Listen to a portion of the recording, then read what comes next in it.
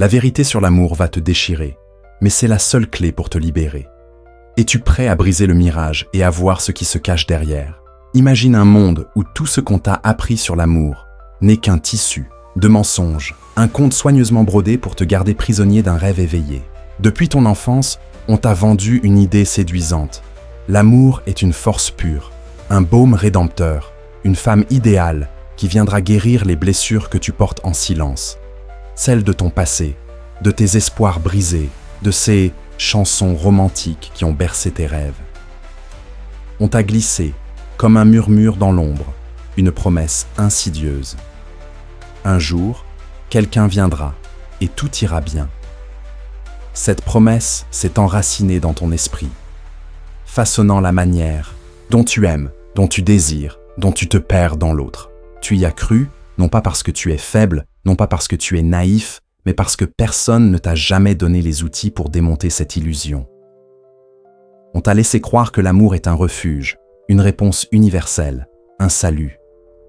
Mais si cette promesse n'était qu'un piège, et si l'amour que tu poursuis n'était pas une rédemption, mais une stratégie finement orchestrée, la nature, ce grand philosophe qu'on t'a appris à mépriser ou à mal comprendre, n'écrit pas de contes de fées.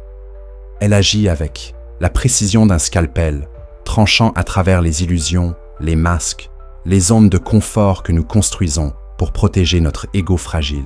Et quand elle observe l'amour, les femmes, les dynamiques humaines, ce qu'elle révèle n'est ni doux ni romantique. C'est brut, c'est réel, c'est dérangeant. Pourtant, la plupart d'entre nous, surtout les hommes, ne sont pas prêts à entendre cette vérité. La vérité, c'est que tu ne l'aimes pas vraiment. Tu aimes l'image que tu as créée d'elle, celle qui reflète ce que tu veux désespérément être. Tu aimes la manière dont elle te fait sentir validé, suffisant, complet. Mais cette validation n'est pas de l'amour. C'est un mirage, un miroir flatteur qui te maintient dans une forme d'obéissance émotionnelle. Friedrich Nietzsche, avec sa lucidité implacable, l'avait compris. Dans un monde qui refusait aux femmes le pouvoir brut, elles ont appris à manier l'influence avec une précision chirurgicale. On ne leur a pas donné d'épée, alors elles ont perfectionné l'art du silence. On ne leur a pas offert le contrôle, alors elles ont maîtrisé l'art de la suggestion. Pas par malice, pas par une tromperie innée, mais parce que le système les a contraintes à opérer dans l'ombre pendant que les hommes s'arrogeaient la lumière. Pourtant, l'homme moderne continue de se voiler la face. Tu confonds leur stratégie avec de la douceur, leur adaptabilité avec de l'innocence. Tu la vois fragile, pure, inconditionnellement dévouée. Mais ce n'est pas de la fragilité, c'est du pouvoir, affiné, répété, exécuté avec une précision que tu ne soupçonnes même pas. Pendant que tu t'abandonnes à tes émotions, pensant que c'est de la vulnérabilité, elle analyse chaque mot, chaque geste, cherchant le levier qui lui donnera l'avantage. Pendant que tu rêves d'une âme sœur, elle évalue le coût de la proximité, pesant le désir contre l'influence, le besoin contre le contrôle. Pas par cruauté, mais par instinct, car elle a appris depuis longtemps que dans ce jeu, celui qui voit sans parler gagne toujours. Et toi, où te situes-tu dans cette équation? On t'a conditionné à idéaliser, à la placer sur un piédestal si haut qu'il justifie ton aveuglement. Tu ne vois pas la stratégie, parce que tu refuses de la voir. Tu préfères le rêve, la muse, la bonne fille, la sauveuse qui pansera tes blessures. Mais si ces rôles n'étaient que des masques qu'elle a appris à porter, non pas parce qu'elle veut te duper, mais parce qu'ils fonctionnent. Nietzsche ne pointait pas du doigt les femmes pour les accuser. Il dénonçait les histoires que les hommes se racontent à leur sujet. Tant que tu crois qu'elle est moralement supérieure par nature, tant que tu penses que son affection est exempte de motifs, tu continueras à lui céder ton pouvoir en échange d'un confort émotionnel illusoire. Et elle acceptera ce pouvoir, non pas parce qu'elle te méprise, mais parce que le système l'a formée à l'utiliser. Tu n'es pas aimé, tu es manipulé. Et le plus terrifiant, c'est que tu aimes ça. Tu aimes le confort, l'adoration, l'anesthésie émotionnelle qui t'évite de faire face à toi-même. Car le moment où tu n'auras plus besoin d'elle pour te sentir complet, tu devras affronter ce qui se cache derrière ce besoin. Et ce n'est pas le chagrin d'amour qui t'effraie vraiment, c'est cette confrontation avec toi-même. La peur porte bien des visages, et l'un de ses masques préférés est celui de la dévotion romantique. Pense à ceci. Ce que tu appelles amour n'est souvent qu'une transaction déguisée. Tu lui dis « Prends mon cœur » et en échange, répare les parties de moi que je refuse d'affronter. Tu ne cherches pas une partenaire, tu cherches une solution. Pendant que tu offres ton âme pour un peu de réconfort, elle écoute, pas seulement tes mots, mais tes besoins, tes failles. Chaque vulnérabilité que tu exposes devient une carte dans son jeu, une carte de tes points de pression émotionnelle. Elle les mémorise, non pour te blesser, mais pour devenir indispensable à ton bien-être. Nietzsche l'avait vu. Ce que nous nommons amour est souvent une lutte subtile pour le contrôle de l'espace émotionnel. Qui décide du rythme de la relation? Qui se retient en premier? Qui cède en dernier? Ce ne sont pas des questions d'affection, ce sont des questions de pouvoir. Et voici la vérité qui dérange. Celui qui a le moins besoin de l'autre détient le plus de contrôle. Tu lui donnes tout, ton temps, ton énergie, ton identité. Et tu appelles ça de l'honnêteté. Elle te donne juste assez pour que tu continues à la poursuivre. Et elle appelle ça une connexion. Mais ce n'est pas une connexion, c'est une chorégraphie, une danse où chaque pas est calculé. Nous vivons dans une culture où les femmes apprennent à influencer sans paraître dominées, et où les hommes apprennent à se soumettre tout en pensant qu'ils dominent. Ce n'est pas sa faute, ce n'est pas la tienne, c'est le fruit de siècles de conditionnement, où les hommes régnaient sur le monde extérieur, et les femmes maîtrisaient le monde intérieur. Aujourd'hui, dans l'amour moderne, tu tombes dans ce piège avec un sourire. Elle n'a pas besoin d'argumenter, elle suggère. Elle n'a pas besoin d'exiger, elle désire. Et par ce désir, elle façonne tes choix, ton identité, sans jamais hausser le ton. Ce n'est pas de la manipulation, c'est de la maîtrise. Tu la trouves mystérieuse parce que tu ne la comprends pas. Tu ne la comprends pas parce que tu n'as jamais questionné tes propres mythes. Tu crois encore que l'amour est une fusion, une unité. Elle sait que l'amour est une question de levier. Et quand elle s'éloigne, ce n'est pas elle qui te hante. C'est l'image que tu avais d'elle, le reflet de ta propre valeur qu'elle emporte avec elle. Nietzsche dirait « Tu n'as jamais aimé elle. Tu as aimé la manière dont elle te faisait sentir toi. Elle était la scène où tu jouais ton importance. Maintenant, la scène est vide, et il ne reste que le silence. Et la vérité, cette vérité, la voici. Elle ne t'a pas trahi. Elle a simplement cessé de jouer le rôle que tu lui avais assigné. Tu ne l'as pas vue, tu as vu l'idée que tu avais d'elle. Et quand elle a refusé de continuer à incarner ce fantasme, tu l'as accusée de froideur, de cruauté. Mais la véritable trahison, c'est peut-être la tienne, pour avoir aimé un mirage et attendu d'elle qu'elle vive à l'intérieur. Nietzsche ne jugeait pas les femmes. Il jugeait les hommes qui refusaient de mûrir, qui préféraient des muses à des miroirs, qui suppliaient pour des anges, plutôt que d'affronter des êtres humains dans toute leur complexité, glorieuse et terrifiante à la fois. Si tu es prêt à arrêter de la blâmer, alors tu es prêt à te regarder, en face, sans culpabilité, sans honte, avec une clarté brutale. De cette clarté naît quelque chose de radical, non pas la fin de l'amour, mais sa transformation. On t'a appris que l'amour est la vertu suprême, que l'aimer sans égoïsme fait de toi un homme honorable. Mais si cet altruisme n'était qu'un autre masque pour une dépendance émotionnelle? Et si, derrière tes gestes romantiques et tes grandes déclarations, se cachait une peur silencieuse? Si je ne donne pas tout, elle partira. Alors, tu donnes plus, tu compromises plus, tu effaces des parties de toi pour devenir ce que tu crois qu'elle veut. Pas par amour, mais par peur de l'abandon.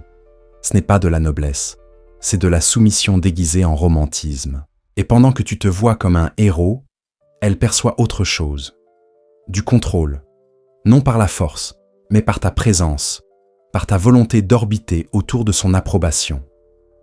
Parce que voici ce que Nietzsche a esquissé et que peu osent entendre. L'amour enraciné dans le besoin n'est jamais égal. Elle ne te demande peut-être pas de changer, mais tu changes quand même. Elle ne te demande peut-être pas d'obéir, mais tu obéis quand même. Pourquoi? parce que tu as fait de son acceptation la mesure de ta valeur. Mais elle n'a jamais voulu être ta sauveuse. Elle était juste elle-même. Et tu as transformé cela en un miroir de ton propre ego. Quand ce miroir se brise, ce n'est pas seulement une perte, c'est un effondrement. Tu ne protégeais pas l'amour, tu protégeais une histoire. L'histoire qui disait « Si elle m'aime, je suis complet. Si elle reste, j'ai de la valeur. » Mais les histoires ne sont pas la vérité. Et quand la réalité s'impose, tu cries à la trahison. Nietzsche, lui, appellerait cela un réveil. Le mensonge n'est pas qu'elle détient du pouvoir. Le mensonge, c'est que tu as refusé de le voir. Tu l'as qualifiée de douce, mais elle était observatrice. Tu l'as qualifiée de nourricière, mais elle était stratégique. Tu pensais qu'elle s'abandonnait à toi, mais elle choisissait, toujours en train de choisir. Parce qu'elle comprenait quelque chose que tu ignorais, celui qui voit. Les dynamiques sans les nommer détient la clé. Et maintenant, les fissures de l'illusion commencent à apparaître. Tu te rappelles ces moments où son sourire semblait cacher un calcul, où tes émotions étaient anticipées avant même que tu ne les exprimes. Tu pensais qu'elle était intuitive. Et elle l'était, mais pour elle, l'intuition est une arme de survie. Sa manière de garder une longueur d'avance dans un monde qui ne lui a jamais donné le pouvoir de confronter directement, seulement celui de façonner subtilement. Ce n'est pas une question de blâme, c'est une question de réalité. Tu vis dans un monde où l'amour est vendu comme un abandon mutuel, mais pratiqué comme un jeu de levier, où la vulnérabilité est célébrée comme une vertu, mais utilisée comme une monnaie. Et le moment où tu comprends cela, tu as deux choix, grandir ou t'effondrer. La plupart choisissent l'effondrement. Ils retournent au mythe, cherchent une autre muse, une autre partenaire pour jouer leur drame émotionnel. Ils se disent « Yémi, cette fois, ce sera différent ». Mais ça ne le sera pas, parce que les rôles restent les mêmes, seuls les visages changent. Tant que tu auras besoin d'elle pour jouer ce rôle, tu ne rencontreras jamais la personne derrière le masque. Mais que se passe-t-il quand le masque tombe? Quand tu cesses de chercher des rôles et que tu commences à voir la réalité. Tu commences à voir ce qui était toujours là. Pas de la manipulation, pas de la malveillance, mais un instinct aiguisé. Une femme consciente de son manque de pouvoir institutionnel qui a perfectionné le pouvoir relationnel à la place. Non pas parce qu'elle veut te dominer, mais parce que c'est le seul pouvoir que le monde lui a laissé. Alors, pose-toi cette question. Es-tu prêt à la voir sans le filtre du mythe? Es-tu prêt à voir non pas si elle est capable de t'aimer, mais si tu es capable de l'aimer pour ce qu'elle est, et non pour ce qu'elle représente pour toi? Car ce n'est qu'à ce moment-là que tu pourras te voir toi-même. Ce n'est qu'à ce moment-là que l'amour cessera d'être une histoire et deviendra une révolution qui ne commence pas avec elle, mais avec toi. Mais, creusons plus loin, car cette vérité ne se limite pas à une simple dynamique entre hommes et femmes. Elle s'étend à la manière dont nous avons construit nos sociétés, nos cultures, nos croyances autour de l'amour et du pouvoir. Pendant des siècles, on a enseigné aux hommes à conquérir le monde extérieur, à bâtir des empires, à dominer des territoires, à imposer leur volonté par la force ou la raison. Aux femmes, on a assigné le monde intérieur, celui des émotions, des relations, de l'influence subtile. Ce n'était pas un choix, c'était une nécessité imposée par des structures de pouvoir qui ont façonné nos comportements. Les hommes ont appris à brandir des épées, les femmes ont appris à tisser des toiles. Et aujourd'hui, dans un monde où les épées sont devenues obsolètes, les toiles restent invisibles pour ceux qui refusent de regarder. Tu te demandes pourquoi tu te sens perdu dans l'amour. Parce que tu joues selon des règles que tu ne comprends pas, dans un jeu que tu n'as jamais appris à voir. Reprenons l'idée de Nietzsche. Il ne s'agit pas de condamner les femmes pour leur maîtrise de l'influence, ni les hommes pour leur aveuglement. Il s'agit de reconnaître que l'amour, tel que nous le pratiquons, est un champ de bataille déguisé en jardin d'Éden. Chaque geste, chaque mot, chaque silence est une manœuvre dans une danse complexe où chacun cherche à protéger ses intérêts, même inconsciemment. Tu penses que ton amour est pur, mais il est conditionné par des besoins que tu n'as jamais examinés. Tu veux être vu, validé, aimé. Mais à quel prix? Tu offres ton cœur, mais en échange, tu attends qu'elle comble un vide que tu refuses d'affronter. Et elle joue le jeu, non par méchanceté, mais parce que c'est le seul qu'elle connaît. Depuis des générations, on lui a appris à naviguer dans l'ombre, à influencer sans commander, à obtenir ce dont elle a besoin sans jamais le demander directement. Et toi, tu la vois comme une énigme, une déesse, une sauveuse, tout sauf ce qu'elle est vraiment.